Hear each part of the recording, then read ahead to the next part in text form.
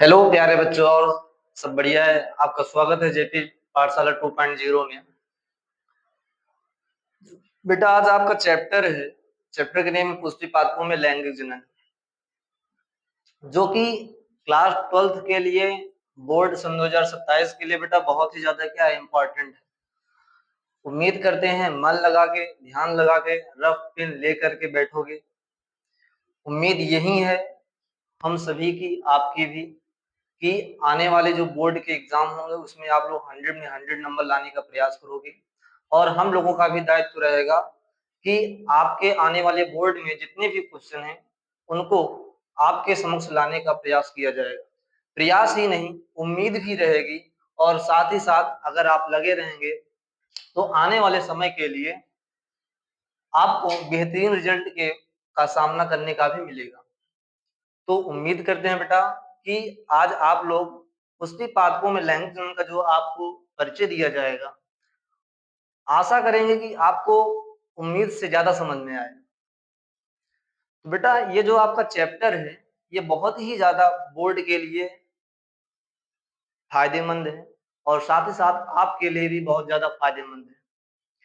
तो आप लोग मन लगा के पढ़िएगा। आपका अपना पाठशाला जेपी पाठशाला 2.0 है बेटा। हमेशा आप इसी पे बने रहिए और अपने दोस्तों को शेयर करते रहिए, लाइक करते रहिए, कमेंट करते रहिए। जो भी सुझाव हो लेते और देते रहिए। तो बेटा उम्मीद करेंगे कि आप लोग हमेशा प्रश्नों का उत्तर दोगे और कोई भी अगर आपके मन में डाउट है तो उसे पूछने का प्रयास भी करोगे। बेटा स्टार्ट करते हैं। आपका जो चैप्टर है पुष्टि पादपों में लैंगिक जनन। रब भी ले लो बेटा, पेन भी ले लो, सब कुछ ले लो, बैठ जाओ और आराम से ध्यान लगा के सुनो, क्योंकि ये जो बेटा आपका चैप्टर है ये बोर्ड परीक्षा सन 2027 के लिए बहुत ही ज्यादा महत्वपूर्ण है। क्योंकि लगता है बेटा, लगता ही नहीं है, 100% श्योर भी है, क्योंकि इस चैप्टर से लगभग कहा जाए तो 10 से 12 नंबर आपको दिए जाएंगे। ओनली 70 नंबर में, 70 नंबर में आप इस चैप्टर से 10 से 12 नंबर कवर करोगे। तो उम्मीद कर, जिसमें से आपके 5 से 6 नंबर का आपका ऑब्जेक्टिव भी रहेगा, एक एक नंबर के भी कुछ क्वेश्चन रहेंगे, कुछ दीर्घोत्तरी भी बनेंगे 5 नंबर 6 नंबर के। तो बेटा ऐसा नहीं है कि सारे प्रश्न इसी से आ जाएंगे, लेकिन लगभग 10 से 12 नंबर जो होंगे वो इस चैप्टर से जरूर आएंगे। तो बेटा उम्मीद करते हैं आप आने वाले बोर्ड के लिए अभी से तैयार हो जाइए। अभी ज्यादा समय है नहीं, है कितना समय हुआ है? अभी कुछ भी नहीं हुआ है। तो आप लोग रब ले लीजिए, पेन ले लीजिए, हम स्टार्ट करने चल रहे हैं। बैठ जाइए और मन लगा के पढ़िए। बेटा आपका चैप्टर है पुष्टि पादपों में लैंगिक जनन। आपको बेटा इस चैप्टर में पढ़ना क्या है? आप लोग सब कुछ जान रहे हो, पुष्प के बारे में भी जानते हो, पुष्प को देखे भी हो, पौधों को भी देखे हो, लगभग सभी चीजों को देखे हो। बट ये जो पुष्प है ये है क्या? आप लोग जो देख रहे हो क्या वो सही पुष्प है, या आप जो अपने बारे में सोच रहे हो, पुष्प के बारे में जो सोच रहे हो, क्या वही पुष्प है ये कि कोई दूसरा पुष्प है? और पौधा, पादप, देखो बेटा पादप और पौधे अलग होते हैं। पादप और पौधे क्या होते हैं? अलग होते हैं। जैसे कहा जाए बेटा एक मनुष्य और एक कहा जाए छोटा सा क्या है, शिशु है, वो भी परिपक्व हो रहा है और वो क्या हो गया, परिपक्व हो चुका है। सेम उसी प्रकार से बेटा पादप और पुष्प होते हैं, पादप और पौधे होते हैं। ठीक है बेटा, तो स्टार्ट करने चल रहे हैं हम लोग। यहाँ पे आपको सबसे पहले आपको पुष्प दिखाई दे रहा है बेटा। ये जो पुष्प है बेटा, ये पहली बात तो है क्या, अगर आप लोग जानना चाहोगे पुष्प होता क्या है, पहली बात मैं अगर बता दूं बेटा कि जो पुष्प है, अगर मैं पुष्प के बारे में थोड़ा सा लिखना चाहूं बेटा, तो जो पुष्प होता है यानी क्या होता है बेटा, फ्लावर, है ना? ठीक है, तो जो पुष्प है बेटा, ये पहली बात तो ये पौधों का, किसका बेटा, ये पौधों का लैंगिक अंग होता है बेटा। क्या होता है? पौधों का लैंगिक अंग होता है। चलो ठीक है सर, आपने बता दिया पौधों का लैंगिक अंग है, ठीक है। और कुछ अपने से आप बताना चाहोगे? बिल्कुल आप बता सकते हो, क्या है? तो सर पौधों का लैंगिक अंग के साथ साथ ये जो पुष्प होता है बेटा, भावनाओं को, किसको बेटा, भावनाओं को प्रदर्शित करने का, किसको बेटा, भावनाओं को प्रदर्शित करने का कारक है। क्या है बेटा, भावनाओं को प्रदर्शित करने का कारक भी होता है। तो पुष्प आपको दिख ही रहा है बेटा, पुष्प की संरचना आपको दिख रही है कितनी अच्छी है, लाल है, इसमें पीले भी हैं, हरे भी हैं, तमाम कलर के हैं। तो ये जो पुष्प बेटा, ये कुछ कोई खास चीज है नहीं, ठीक है। तो पुष्प जो है पौधों का लैंगिक अंग है। लैंगिक अंग का मतलब बेटा क्या होता है, एक ऐसा अंग जिसके द्वारा किसी दूसरे पुष्प या फिर फल, बीज या किसी दूसरे जीव का क्या हो रहा है बेटा, निर्माण हो रहा है। तो वे अंग होते हैं जो बेटा किसी दूसरे जीव के निर्माण में क्या होते हैं, सहायक होते हैं, उत्पन्न करने में क्या होते हैं, सहायता प्रदान करते हैं, उन्हें क्या बोलते हैं बेटा, लैंगिक। तो पुष्प वही है जो किसी दूसरे पुष्प, बीज, फल का क्या करेगा बेटा, निर्माण करेगा। साथ ही साथ ये भावनाओं को प्रदर्शित करने का कारक भी है बेटा। भावनाएं मतलब कई प्रकार की हो सकती हैं बेटा। जैसे आप किसी शादी विवाह में जा रहे हैं तो वहां भी आप देखते होंगे लाल पुष्प हैं, कई तरीके के पुष्प हैं जो कि खुशी के माहौल में अलग कलर के पुष्प दिए जाते हैं। और जैसे दुख वगैरह है, कहीं किसी की मृतक के यहाँ अगर आप गए हो बेटा, तो वहां पे देखते हो कि कुछ विशेष कलर के फूल चढ़ाए जाते हैं, जैसे सफेद, हमने अक्सर देखा है सफेद जब वो चढ़ते हैं। तो बेटा भावनाओं को प्रदर्शित करने का क्या होता है, कारक भी है। साथ ही साथ पौधों का क्या होता है बेटा, लैंगिक अंग भी होता है। हम बेटा बात करते हैं कि जो पुष्प है आपका, हमने तो बता दिया कि चलो लिख लो बेटा, पेन उठाओ, कॉपी उठाओ, कलम उठाओ, सब कुछ उठाओ और चलो लिखो। पहला पॉइंट क्या लिखना है बेटा कि यह मतलब कौन बेटा, पुष्प, यह पौधों का, किसका बेटा, पौधों का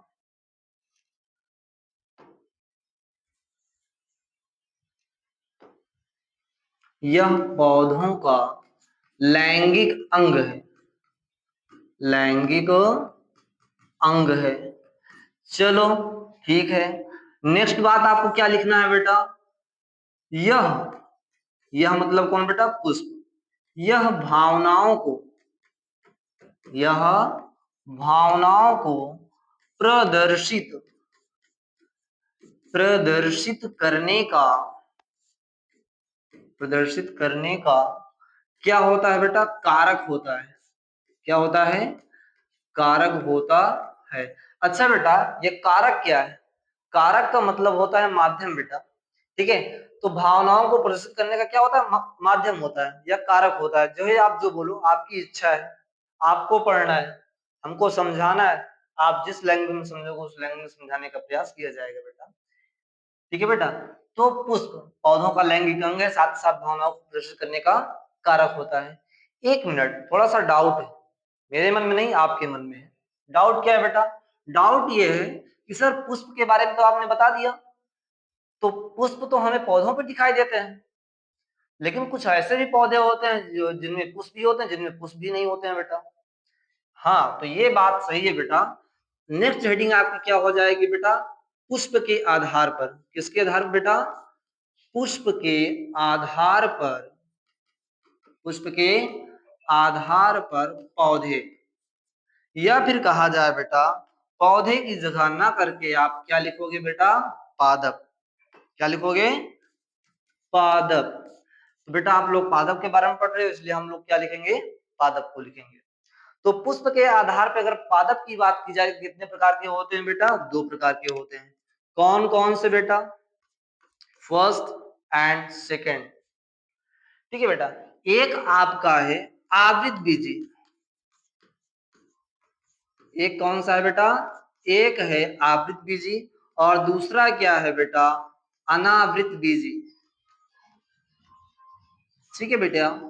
तो आपके पास दो प्रकार के पौधे हैं बेटा, एक तो आवृत बीजी है और दूसरा क्या है, अनावृत बीजी पौधे हैं। एक में पुष्प लगता है, दूसरे में पुष्प ही नहीं लगता है। तो बेटा पुष्प किसमें लगता है, पुष्प किसमें नहीं लगता है। तो बेटा आवृत बीजी ये आपका कौन सा है, ये बेटा पुष्प वाला है। ये कौन सा है, ये पुष्प वाला है। और ये बेटा आपका कौन सा है, ये आपका, इसमें आपका क्या होगा बेटा, पुष्प पाया ही नहीं जाएगा, पुष्प नहीं पाए जाएंगे। तो पुष्प के आधार पौधे भी आपको कितने होते हैं, पादप बेटा कितने होते हैं, 2 होते हैं। एक पहला क्या हो गया, पुष्प वाला हो गया, जिसे आप लोग क्या बोलते हो, आवृत बीजी पादप बोलते हो। और दूसरा आपका क्या है, विदाउट पुष्प वाला, यानी उसे क्या बोलते हैं बेटा, अनावृत बीजी पादप। चलो बेटा, ये अच्छी बात है कि आपने पुष्प के आधार पे पौधों को तो पढ़ लिया कि पुष्प के आधार पौधे कितने होते हैं बेटा, 2 होते हैं, एक आवृत बीजी, दूसरा क्या होता है, अनावृत बीजी। लेकिन आप थोड़ा सा एक क्वेश्चन और अपने मन में करना बेटा, जब पौधे 2 प्रकार के हो सकते हैं, ठीक है बेटा, तो पुष्प भी 2 प्रकार के हो सकते हैं, क्यों नहीं हो सकते हैं, हो सकते हैं, बिल्कुल हो सकते हैं सर, बताइए क्या हो सकते हैं। तो बेटा आपने लिख लिया इसे कि पुष्प होता क्या है, पौधों का लैंगिक अंग है, साथ साथ भावनाओं को प्रदर्शित करने का क्या होता है बेटा, कारक होता है।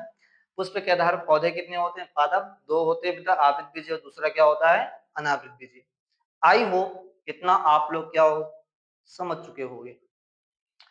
तो नेक्स्ट आपको बताया बेटा, जैसे आपके पास पुष्प के आधार पे पौधे कितने थे, 2 थे, उसी प्रकार से बेटा पुष्प भी कितने होते हैं, 2 होते हैं। कौन कौन से सर, और उनका आधार क्या होता है। तो बेटा अगर कहा जाए तो लैंगिक अंग के आधार पे, किसके बेटा, लैंगिक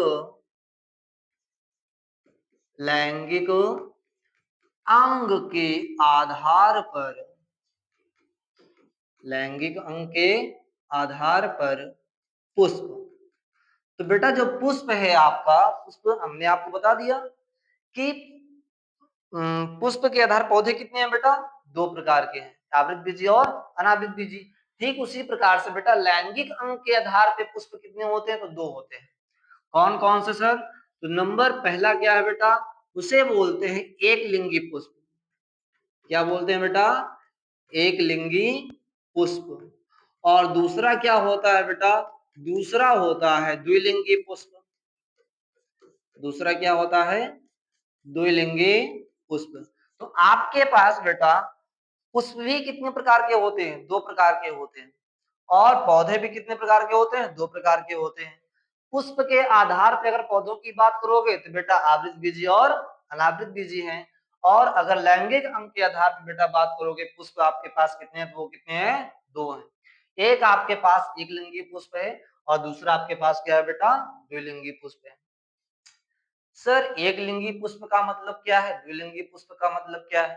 तो बेटा अगर सीधी सी भाषा में कहा जाए बेटा, तो एक लिंगी पुष्प मतलब जिसमें क्या होगा बेटा, एक लिंग पाया जाएगा, या फिर उसके पास नर के अंग होंगे, या फिर क्या होगा बेटा, मादा के होंगे लैंगिक अंग। ठीक है बेटा, हमने आपको पहले ही बताया लैंगिक अंग क्या होते हैं। लैंगिक अंग वे अंग होते हैं बेटा जो दूसरे जीवों को उत्पन्न करने में क्या होता है बेटा, सहायता प्रदान करते हैं। वो क्या होते हैं बेटा, लैंगिक अंग। तो नर, एक लिंगी पुष्प में क्या होगा बेटा, नर का लैंगिक अंग होगा, और मादा में क्या होगा, या फिर नर का होगा, या फिर क्या होगा बेटा, मादा का लैंगिक अंग होगा। इसी प्रकार से बेटा आपके पास द्विलिंगी पुष्प है, मतलब कि कहा जाए तो इस पुष्प में क्या होगा बेटा, नर के साथ साथ मादा के भी लैंगिक अंग क्या होंगे बेटा, ऐड होंगे। तो नर लैंगिक अंग के साथ साथ इसमें क्या मिलेगा आपको बेटा, मादा लैंगिक अंग भी आपको मिलेगा। जैसे अगर बेटा पुष्प के बारे में अगर आप लोग पढ़ रहे हो, तो आपकी जानकारी के लिए बता दिया जाए कि नर में जो होता है बेटा लैंगिक अंग, उसे पुमंग बोलते हैं। क्या बोलते हैं बेटा, पुमंग। क्या बोल दिया बेटा, पुमंग, बहुत सही। तो ये है बेटा पुमंग, ठीक है। और अगर मादा में बेटा नर का लैंगिक अंग क्या है, पुमंग है पुष्प में, उसी प्रकार से मादा में क्या है बेटा, जायांग है। मादा में क्या है बेटा, जायांग है। अगर बेटा पुमंग या जायांग में से किसी पुष्प में कोई एक भाग अगर प्रेजेंट है, कोई एक भाग अगर प्रेजेंट है, तो बेटा उस प्रकार के पुष्प को आप लोग क्या नाम दोगे, एक लिंगी पुष्प। और अगर बेटा किसी भी पुष्प के अंदर पुमंग के साथ साथ अगर जायांग भी प्रेजेंट है तो उस प्रकार के पुष्प को आप लोग क्या नाम दोगे? द्विलिंगी पुष्प। तो आपके पास बेटा दो प्रकार के पुष्प हैं। एक तो एक लिंगी पुष्प है जिसमें केवल लैंगिक अंग एक ही होगा, या तो वो नर का लैंगिक होगा या फिर मादा का लैंगिक अंग होगा, दोनों में से कोई एक होगा बेटा। अगर दोनों है तो वो क्या होगा? द्विलिंगी पुष्प होगा। समझ में आया बेटा? अभी हम आपको और आगे डिटेल करेंगे कि पुमंग क्या है, जायांग क्या है। हमने आपको पहले ही बता दिया है, थोड़ा सा बेटा क्लियर करना इस बात को कि अगर मैं पुमंग की बात करूंगा अर्थात मैं किसी भी पुष्प के नर भाग की बात करूंगा, और अगर मैं बेटा मादा भाग की बात करूंगा या फिर अगर मैं जायांग की बात करूंगा तो बेटा समझ लेना वो मैं किसकी बात कर रहा हूं बेटा? पुष्प के मादा भाग की बात कर रहा हूं। तो थोड़ा सा बेटा अब हम आगे थोड़ा सा डिटेल में चलेंगे। डिटेल में जाने का मतलब है बेटा आपने अभी देख ही लिया कि लैंगिक अंग के आधार पर पुष्प आपके पास कितने हो गए? दो हो गए। एक तो एक लिंगी हो गया, दूसरा क्या हो गया? द्विलिंगी पुष्प हो गया।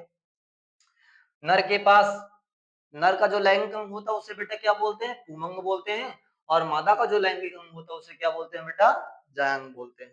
बहुत सही। अब हम आप लोग को थोड़ा सा ग्राफ के माध्यम से बताना चाहेंगे। जैसे अगर लैंगिक अंग की बात की जाए बेटा, किसकी? लैंगिक अंग है ना बेटा, लैंगिक अंग वो भी किसका? पुष्प का। लैंगिक अंग वो भी किसका बेटा? पुष्प का। तो अगर थोड़ा सा इसको ग्राफ के माध्यम से बेटा समझा जाए तो और डिटेल में हम लोग समझ सकते हैं। तो लैंगिक अंग बेटा कोई भी अगर पुष्प एक लिंगी है या दो लिंगी है। मैं किसकी बात कर रहा हूं बेटा? मैं द्विलिंगी पुष्प की बात कर रहा हूं। किसकी बात कर रहा हूं बेटा? द्विलिंगी पुष्प। तो बेटा द्विलिंगी पुष्प का लैंगिक अंग पुष्प का बेटा अगर मैं बात करूं तो कहा जाए तो द्विलिंगी पुष्प में बेटा एक तो क्या होगा? जायांग होगा, और दूसरा बेटा क्या होगा? पुमंग होगा। ठीक है, ये आपके लैंगिक अंग है। और कौन से लैंगिक अंग भी किस पुष्प के लैंगिक अंग है? तो वो बेटा द्विलिंगी पुष्प के हैं। ठीक है बेटा, तो लैंगिक अंग वो भी पुष्प का, वो भी कौन से पुष्प है बेटा? द्विलिंगी पुष्प है। तो थोड़ा ग्राफ के माध्यम से समझना, आई होप बहुत अच्छे समझ जाओगे। जायांग और क्या है बेटा? पुमंग है। तो जो आपका जायांग है ये कौन सा भाग है बेटा? मादा भाग है। पुष्प का कौन सा भाग है? मादा भाग है। और यहीं पर बेटा आपके बगल में क्या दिख रहा है? पुमंग। ये कौन सा भाग है पुष्प का? तो ये है बेटा नर भाग। चलो सर, ये तो बहुत अच्छी बात है। आगे बताइए। तो बेटा ये जो आपका जायांग है यह तीन पार्ट में बेटा है। सर ऐसे कैसे बांट देंगे आप? बिल्कुल बांट देंगे, तुम भी आओ देखो। तो बेटा जायांग जो है इसको एक छोटी सी भाषा में और जानते हैं बेटा, इसे क्या बोलते हैं? स्त्री केसर। क्या बोलते हैं? स्त्री केसर। अब ये स्त्री केसर क्या होता है बेटा? तो स्त्री केसर के लिए आपको तीन चीज पढ़ना पड़ेगा बेटा। नंबर एक क्या है बेटा? तो नंबर एक पे है आपका क्या है बेटा? वर्तिकाग्र। नंबर एक क्या है बेटा? वर्तिकाग्र है। नंबर दूसरा क्या है बेटा? नंबर दूसरा है बेटा वर्तिका। नंबर दूसरा क्या है बेटा? वर्तिका। और नंबर तीसरा क्या है बेटा? अंडाशय। नंबर तीसरा क्या है? अंडाशय। तो आपके पास बेटा अगर आपसे कोई कुछ पूछ रहा है, क्या पूछेगा बेटा? जायांग के बारे में पूछेगा, और क्या पूछेगा? तो जायांग आपको पहले ही बता देना पड़ेगा बेटा कि ये जो जायांग होता है पुष्प का कौन सा भाग होता है बेटा? मादा भाग होता है। साथ ही साथ ये लैंगिक अंग भी है पुष्प के मादा भाग का। और जायांग जो होता है बेटा बनता कब है? किससे मिलकर बनता है? तो स्त्री केसर का समूह। स्त्री केसर का समूह। तो बेटा अगर स्त्री केसर का समूह है तो वो आपका क्या है बेटा? जायांग है। चलो सर, अच्छी बात है। अगर वर्तिकाग्र, वर्तिका और अंडाशय का समूह बन गया तो वो बेटा आपका क्या होगा? वो होगा स्त्री केसर होगा। क्या होगा बेटा? स्त्री केसर। तो वर्तिकाग्र, वर्तिका और अंडाशय इन तीनों के समूह को आप लोग क्या बोलोगे बेटा? स्त्री केसर। और स्त्री केसर के समूह को क्या बोलोगे? जायांग। बहुत सही। अभी ग्रुप बनाएंगे बेटा, जितना समझ रहे हो अभी पूछेंगे। चलो जस्ट सेकंड साइड बेटा देख लो, आपके पास क्या है बेटा, पुमंग भी है। तो पुमंग में अगर बात करोगे, पुमंग जो है कौन सा भाग है बेटा, पुष्प का नर भाग है, लैंगिक अंग है। तो जो पुमंग है बेटा, इसे क्या बोलते हैं बेटा, पुंकेसर बोलते हैं। क्या बोलते हैं, पुंकेसर। सर ये कौन सा सर है, पुंकेसर? नहीं बेटा, पुंकेसर है, ये पुष्प का नर भाग है। ये जो पुंकेसर होता है बेटा, दो चीजों से मिलकर बना होता है। कौन कौन सा सर? एक तो आपका बेटा क्या होता है, पराग कोश होता है। क्या होता है, पराग कोश। और दूसरा आपका बेटा है क्या है, तंतु। आपके पास दो चीजें हैं, एक परागकोश, दूसरा क्या है बेटा, तंतु है। बेटा अभी जो आप लोग सोच रहे हो वो नहीं है, मैं तो केवल लैंगिक अंग की बात कर रहा हूँ।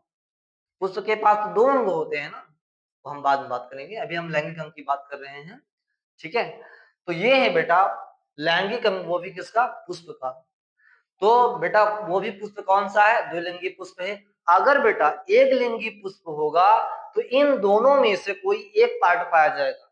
जैसे जायांग, मैंने अभी आपको बताया था, जायांग, जायांग अगर होगा तो उसके पास स्त्रीकेसर। बेटा स्त्रीकेसर में क्या क्या रहेगा, वर्तिकाग्र रहेगा, वर्तिका रहेगा, और क्या रहेगा बेटा, अंडाशय भी रहेगा।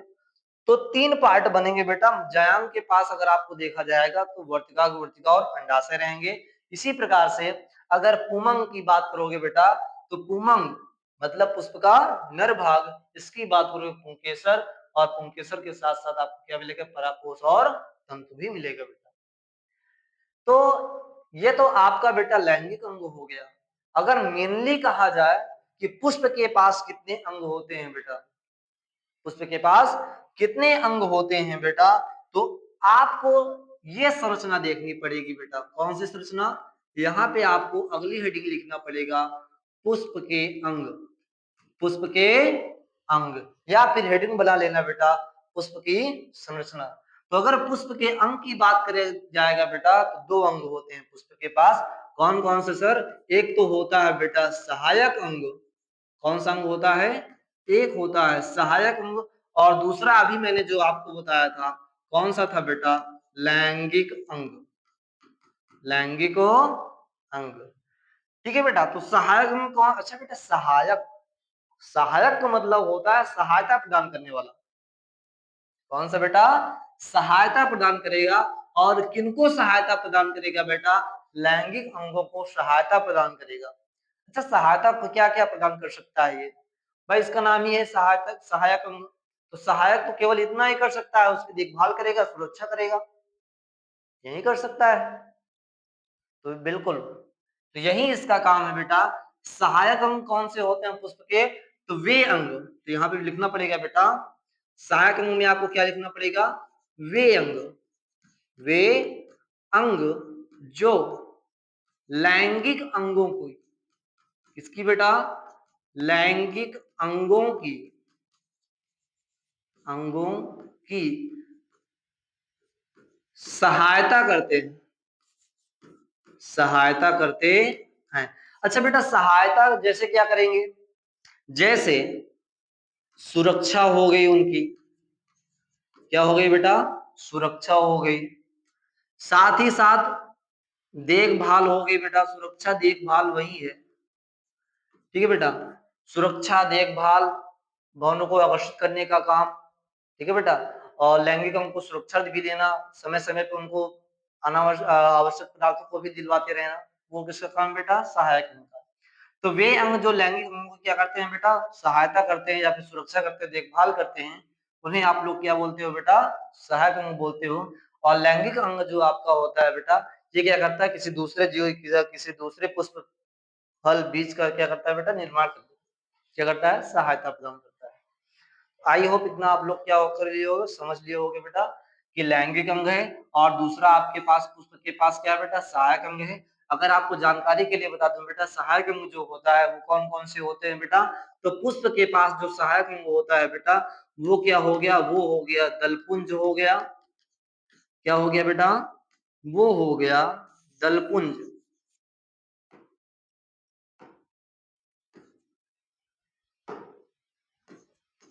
वो हो गया बेटा दलपुंज हो गया, या फिर क्या हो गया बेटा, बाह्य दल हो गया। क्या हो गया बेटा, बाह्य दल। तो आपके पास सहायक अंग के रूप में दो चीजें देखने को मिलेंगी बेटा, एक तो दलपुंज हो गया, दूसरा क्या हो गया, बाह्य दल हो गया, जो आपको क्या करेंगे बेटा, लैंगिक अंगों की सुरक्षा प्रदान करेंगे। लैंगिक अर्थात बेटा जैसे कहा जाए तो जायांग हो गया, और क्या हो गया बेटा, उमंग हो गया।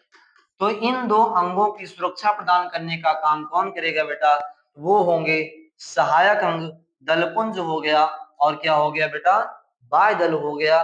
तो अभी जस्ट मैंने आपको बताया था बेटा पिछले चैप्टर में, पिछले चैप्टर कहाँ, ये बस ये यहाँ पे आपको दिख रहा है बेटा कि आपके पास पुंकेसर है, आपको बताया गया है कि नहीं है, पुंकेसर आपको दिख रहा है, स्त्री केसर भी आपको दिख रहा है।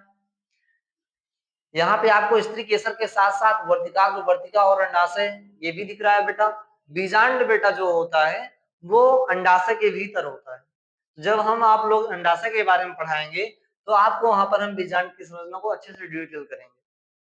तो ये जो बेटा आपका पुंकेसर दिख रहा है, इसमें आपको पराकोष दिख रहा है, तंतु भी दिख रहा है। तो बेटा ये जो दो अंग है ये आपका कौन से भाग है, ये नर भाग है पुष्प का, और ये आपको जो दिख रहा है स्त्री केसर मादा भाग दिख रहा है। साथ ही साथ आपको बेटा दिख रहा है ये क्या, दलपुंज, और ये हरित दलपुंज। ये जो हरित दलपुंज है यही आपका बेटा क्या है, यही आपका बाह्य दल है, यही आपका क्या है बेटा, बाह्य दल है। और ये जो बाह्य दल होता है बेटा, जिस समय पुष्प परिपक्व अवस्था में होने से पहले होता है, उस समय पुष्प के ऊपर एक हरे रंग का या फिर नीले कलर का एक आवरण चढ़ा होता है बेटा, जिसे बाह्य दल बोलते हैं बेटा। ये पुष्प परिपक्व होने के बाद ये क्या होता है बेटा, ढल जाता है। जिस प्रकार से एक कहा जाए तो वयस्क या फिर एक कहा जाए तो बच्चा है जो छोटा सा बेटा, वो खेलते खेलते क्या होता है, धीरे धीरे बड़ा जैसे ही बढ़ता है उसकी अवस्थाएं क्या होती है बेटा, कम होती है।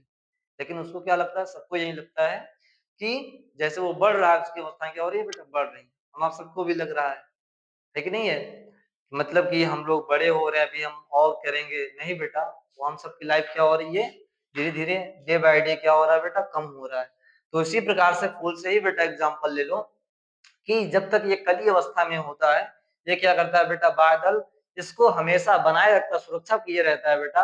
जैसे हमारे क्या होता है बेटा, पेरेंट्स होते हैं, जब हम छोटे होते हैं तो पेरेंट्स हमारे क्या करते हैं, हमको क्या करते हैं बेटा, कवर करने का काम करते हैं, सुरक्षा देने का कार्य करते हैं। उसी प्रकार से बेटा ये आपका क्या है बेटा, बाह्य दल है, जो दल को, जो बेटा नाजुक है उनको क्या करता है बेटा, सुरक्षा प्रदान करने का काम करता है। और देख ही रहे हो बेटा ये क्या हो गया है, ढल गया है। जब ये ढल गया है तो मतलब इसके जो छोटे छोटे बच्चे थे वो क्या हो रहे हैं बेटा, अब वो बड़े हो रहे हैं, अब ये भी किसी दूसरे जीव का निर्माण करेंगे बेटा, और कुछ दिन बाद ये भी क्या हो जाएंगे बेटा, ढल जाएंगे। तो ये बेटा क्या है, प्रोसेस है, जो लंबा चलने वाला प्रोसेस है बेटा, ये चलता रहता है, कंटिन्यू चलता रहता है। इससे किसी को घबराने की कोई जरूरत है नहीं, ये सबको झेलना पड़ेगा, हमको भी आपको भी। तो ये है बेटा बाह्यदल। बाह्यदल ही आपका क्या है, हरित दल पुंज है बेटा, जो पुष्प की पंखुड़ियों को, लैंगिक अंगों को कवर करने का काम किया रहता है।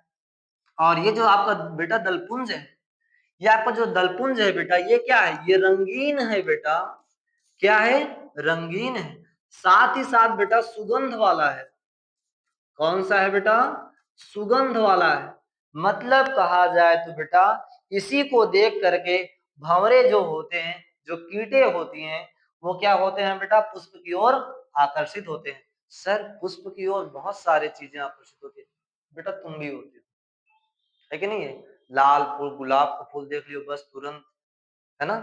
हाँ, तो ठीक सेम उसी प्रकार से बेटा भंवरे भी, उनका भी वही यहाँ। अच्छा बेटा आएंगे किस लिए, ये आते हैं पुष्प के पास बेटा रस चूसने के लिए, मीठी मीठे स्वाद को लेने के लिए आते हैं। भंवरे जो होते हैं, कीटे जो आती हैं, आप लोग सोचते हो शहद, शहद जो बनाया जाता है क्या आर्टिफिशियल है क्या बेटा, वो नहीं, जो आर्टिफिशियल वो किसी काम की नहीं है, जो मार्केट में मिल रही है वो लगता है किसी, हाँ किसी काम की नहीं है, स्वास्थ्य के लिए ना, बाकी और सभी काम के लिए तो है ही। तो बेटा लेकिन जो पुष्पों के द्वारा जो मिल जाता है आपको शहद, वो तो बेटा अमृत है, अमृत, उसकी कोई व्याख्या ही नहीं है।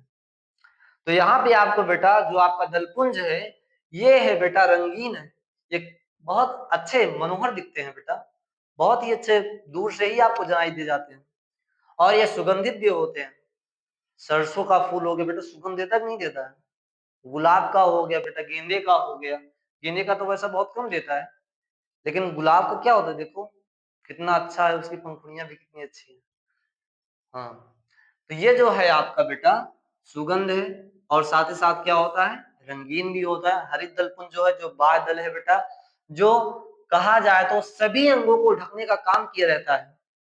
किस अवस्था में? तो जो बेटा बाह्य दल का काम केवल परिपक्व अवस्था तक ही होता है बेटा, उसके बाद ये जो बाह्य दल होता है बेटा, ये ढल जाता है और अपने आने वाले जो चीजें हैं बेटा, इसके बाद जैसे क्या हो गया, दलपुंज हो गया, परागकोश तंतु हो गया, और बेटा क्या है, वर्तिका वर्तिका और अंडाशय बीजांड हो गए। तो इनके द्वार को क्या कर देता है बेटा, खोल देता है। ये भी अपने सपनों को क्या करें, पूरा करें। सर ये कैसे सपने पूरा करेंगे? अरे क्यों? एक पुष्प जो है बेटा फल का निर्माण करेगा, बीज का निर्माण करेगा, क्यों? ये नहीं कर सकता है क्या? बिल्कुल करेंगे। तो ये है बेटा पुष्प। तो आपने आप आज आपने पढ़ा क्या बेटा? आपने पढ़ा पुष्प। पुष्प जो होता है बेटा, होता क्या है, तो पुष्प जो है बेटा पौधों का लैंगिक अंग है, साथ ही साथ या भावनाओं को प्रदर्शित करने का बेटा कारक भी होता है। पुष्प के आधार पे आपको पौधे भी बताया गया। पुष्प के आधार पर पौधे कितने होते हैं बेटा? पादप दो होते हैं। एक आवृत बीजी, आवृत बीजी कौन सा बेटा? जिसमें पुष्प है। और अनावृत बीजी कौन सा है बेटा? जिसमें पुष्प नहीं है। और आपने क्या सीखा बेटा? तो लैंगिक अंग के आधार पे आपने आज पुष्प के बारे में भी जाना है। तो लैंगिक अंग के आधार पर बेटा जो पुष्प होते हैं वो बेटे कितने होते हैं? दो होते हैं, एक लिंगी पुष्प और द्विलिंगी पुष्प। जो एक लिंगी पुष्प है बेटा आपको दिखाई ही दे रहा है, उसमें नर या मादा, नर या मादा इन दोनों में से कोई एक है। और जबकि बेटा आपको द्विलिंगी पुष्प जो आपको दिख रहा है बेटा, इसमें नर लैंगिक अंग भी है और मादा लैंगिक अंग भी है। आगे आपको बताया ही गया बेटा कि जो लैंगिक अंग है पुष्प का बेटा, वो दो भागों में बटा है, एक तो जायांग में और दूसरा बेटा पुमंग में। तो जो आपका जायांग आपके बारे में बताया गया बेटा, जायांग के बारे में जो बताया गया वो है बेटा स्त्री केसर का समूह। और स्त्री केसर क्या होते हैं बेटा? वर्तिकाग्र वर्तिका और अंडाशय। तो ये वर्तिकाग्र वर्तिका और अंडाशय है बेटा। और ये आपका पुंमंग है। पुंमंग क्या होता है बेटा? पुंकेसर का समूह। पुंकेसर का समूह हो गया बेटा। अभी आपने जस्ट पहले आपने पुष्प की संरचना को देखा था, वहां पे आपको परागकोश, तंतु और आपको अंडाशय, अंडाशय के अंदर बीजांड भी था बेटा, वर्तिका और क्या थे बेटा? वर्तिकाग्र थे। ये देखो यहाँ देखो बेटा, ये जो वर्तिकाग्र है यहीं पर कीट आते हैं, बैठते हैं। ये जो आपको फूला हुआ संरचना दिखाई दे रहा है बेटा, यहीं पे कीट क्या होते हैं? कीट आएगा, कीट यहाँ पे क्या करेगा बेटा? आएगा, बैठेगा, सोचेगा। जैसे आपके यहाँ द्वार पे कोई आता है कि नहीं आता है? बिल्कुल आते हैं सर, ऐसी कैसी बात कर रहे हो? हाँ बेटा आते हैं। तो बेटा जैसे कीट आ रहा है तो क्या कर रहा है? बैठ भी रहा है। मतलब कहा जाए तो पुष्प का जो से आप लोग भाषा में क्या बोलते हो? अ, द्वार नहीं, द्वार बोलते हो। हाँ बहुत सही, ठीक है बेटा। मतलब नहीं, उसे क्या बोलते हो? उसे जो बरामदा है कि नहीं है, तो आपके बरामदे में कौन आ रहा है बेटा? कीट। उसी प्रकार से पुष्प का बरामदा कौन है बेटा? ये आपको दिख ही रहा है, वर्तिकाग्र है। और वर्तिका क्या है बेटा? ये गैलरी है बेटा। आपके घर की क्या है? गैलरी है। तो यहाँ पे कहा जाए जिससे होगा कोई मध्यगा तब पास करता है बेटा। तो वर्तिका जो है, जैसे आपका वर्तिकाग्र क्या, कोई आएगा बैठेगा, कहाँ बैठेगा बेटा? बरामदे में बैठेगा सबसे पहले। तो बरामदा के रूप में यहाँ पुष्प के पास क्या है बेटा? वर्तिकाग्र है। प्रवेश कराया जाएगा बेटा उसको, किसके द्वारा? एक रास्ते के द्वारा, जिसका नाम क्या बेटा? गली है। कहाँ जाएगा बेटा? आंगन में जाएगा। आंगन मतलब ये क्या है बेटा? बड़ा सा क्या है? फूला हुआ ये अंडाशय है। तो पुष्प के पास भी बेटा क्या है? एक कहा जाए तो बरामदा है, और एक गैलरी है, एक आंगन है, उसके पास भी सब कुछ है। वो भी किसी को बुला रहा है, बैठा रहा है। लेकिन बेटा किस लालच में रहे हैं सब? वो है बेटा, वो आपके पास क्या है बेटा? दलपुंज। वो क्या है? दलपुंज। तो दलपुंज के चाह में ही सभी लोग क्या कर रहे हैं बेटा? आ रहे हैं। कीट भी आ रहा है, भंवरा भी आ रहा है बेटा। उसको लग रहा है कि यहाँ पे हमको कुछ न कुछ मिलेगा। और मिलेगा क्या बेटा? यहाँ पे आपको अंडाशय के अंदर एक संरचना दिख रही है, बीजांड। बीजांड के अंदर कहा जाए तो पुष्प का मादा भाग है, जिससे एक आने वाली नई पीढ़ी का क्या होगा बेटा, जन्म होगा। नए पुष्प का, नए फूल का, नए बीज का क्या होगा बेटा, जन्म होगा। तो आई होप इतना आप लोग समझ गए होंगे। आशा करते हैं बेटा कि नेक्स्ट पार्ट में आपको पेन लेके बैठना बेटा, मैं बता रहा हूँ, पेन लेके बैठना, साथ में बैठना, सब लोग पढ़ेंगे बेटा। तो यहाँ पे सहायक अंग है और आपके पास क्या है बेटा, लैंगिक अंग हो गया है, सहायक अंग को भी बता दिया गया बेटा। अब हम आप लोग क्या करेंगे बेटा, जायांग के बारे में डिटेल करेंगे और पुमंग के बारे में। सर इतनी देर से आप क्या कर रहे थे? बेटा मैं डिटेल कर रहा था, लेकिन अभी मैं ऊपर के ऊपर डिटेल कर रहा था बेटा। अब हम आपको बेटा जायांग और पुमंग के बारे में अच्छे से डीपली ले जाएंगे। जो आपने पुमंग के बारे में पढ़ा था बेटा, क्या पढ़ा था, परागकोश को पढ़ा था बेटा, और क्या पढ़े थे बेटा, तंत्र को पढ़े थे। तो परागकोश और तंत्र ये बहुत ही बेटा कॉम्प्लिकेटेड टॉपिक है आपके क्लास 12th के लिए। और यहीं पे जायांग की भी बात की जाए बेटा, तो नेक्स्ट पार्ट में आपको जायांग के बारे में अच्छे से डिटेल मिलेगा। जो आपको अंडाशय को दिखा भी था, वर्तिकाग्र भी दिखा था बेटा, वर्तिका भी दिखी थी, और अंडाशय के एक खास पार्ट आपको दिखा था बेटा, उसका नाम क्या था, बीजांड।